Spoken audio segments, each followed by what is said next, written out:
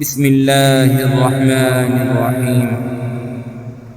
ألف لام ميم.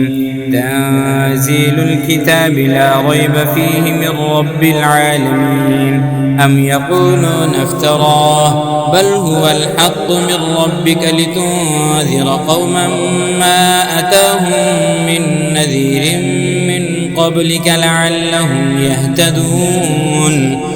الله الذي خلق السماوات والأرض وما بينهما في 6 أيام ثم استوى على العرش ما لكم من دونه من ولي ولا شفيع أفلا تتذكرون. يدبر الأمر من السماء إلى الأرض ثم يعرج إليه في يوم كان مقداره 1000 سنة مما تعدون. ذلك عالم الغيب والشهادة العزيز الرحيم الذي أحسن كل شيء خلقه وبدأ خلق الإنسان من طين ثم جعل نسله من سلالة من ماء مهين ثم سواه ونفخ فيه من روحه وجعل لكم السمع والأبصار والأفئدة قليلا ما تشكرون. وقالوا أإذا ضللنا في الأرض أإنا لفي خلق جديد بل هم بلقاء ربهم كافرون. قل يتوفاكم ملك الموت الذي وكل بكم ثم إلى ربكم ترجعون.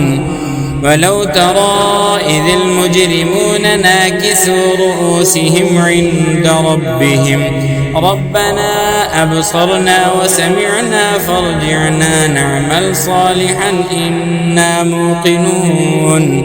ولو شئنا لآتينا كل نفس هداها ولكن حق القول مني لأملأن جهنم من الجنة والناس أجمعين. فذوقوا بما نسيتم لقاء يومكم هذا إنا نسيناكم وذوقوا عذاب الخلد بما كنتم تعملون.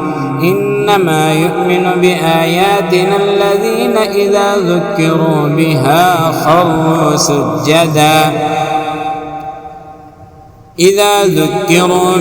خروا سجدا وسبحوا بحمد ربهم وهم لا يستكبرون. تتجافى جنوبهم عن المضاجع يدعون ربهم خوفا وطمعا ومما رزقناهم ينفقون. فلا تعلم نفس ما أخفي لهم من قرة أعين جزاء بما كانوا يعملون. أفمن كان مؤمنا كمن كان فاسقا لا يستوون. أما الذين آمنوا وعملوا الصالحات فلهم جنات المأوى نزلا بما كانوا يعملون. وأما الذين فسقوا فمأواهم النار كلما أرادوا أن يخرجوا منها أعيدوا فيها وقيل لهم ذوقوا عذاب النار الذي كنتم به تكذبون. ولنذيقنهم من العذاب الأدنى دون العذاب الأكبر لعلهم يرجعون.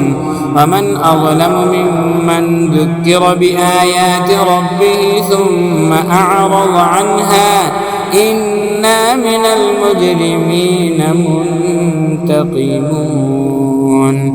ولقد آتينا موسى الكتاب فلا تكن في مرية من لقائه وجعلناه هدى لبني إسرائيل وجعلنا منهم أئمة يهدون بأمرنا لما صبروا وكانوا بآياتنا يوقنون إن ربك هو يفصل بينهم يوم القيامة فيما كانوا فيه يختلفون أولم يهد لهم كم أهلكنا من قبلهم من القرون يمشون في مساكنهم إن في ذلك لآيات أفلا يسمعون أولم يروا أنا نسوق الماء إلى الأرض الجرز فنخرج به زرعا تأكل منه أنعامهم وأنفسهم أفلا يبصرون ويقولون متى هذا الوعد إن كنتم صادقين قل يوم الفتح لا ينفع الذين كفروا إيمانهم ولا هم ينظرون فأعرض عنهم وانتظر إنهم منتظرون.